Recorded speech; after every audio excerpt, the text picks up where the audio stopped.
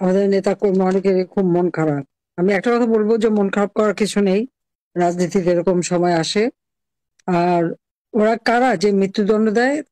ওরা তো অবৈধভাবে ক্ষমতা দখলকারী। একটা কথা মনে রাখতে হবে, যেটা বাস্তব সেটা হলো, যারা অবৈধভাবে সন্ত্রাসী, জঙ্গি এবং খুনি এদেরকে নির্ভর করে, এদেরকে সঙ্গে নিয়ে যারা ক্ষমতা দখল করে, অর্থাৎ সন্ত্রাসের উপর নির্ভরশীল হয়ে যারা ক্ষমতা দখল করে, এরা কিন্তু সবসময় নিজেরাই ভীত থাকে। কিন্তু তারা অন্যকে ভয় দিয়ে, মানে বলতে গেলে ভয়ের রাজত্ব কায়েম করে, একটা ভীত সন্ত্রস্ত অবস্থা সৃষ্টি করে তারা তাদের ক্ষমতাকে ধরে রাখার চেষ্টা করে।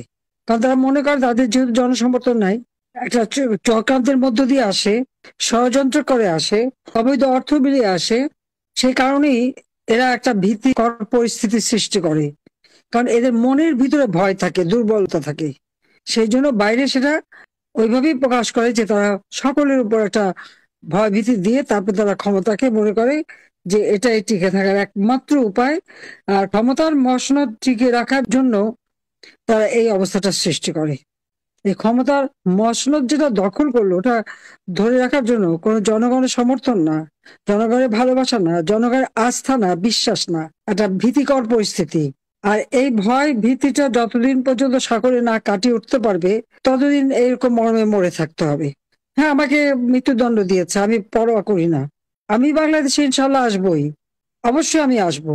আর তাদের মৃত্যুদণ্ড, তাদের ফাঁসির দড়ি কত শক্ত বা কত বুলেট আছে, সেটা নিশ্চয়ই যাচাই করব।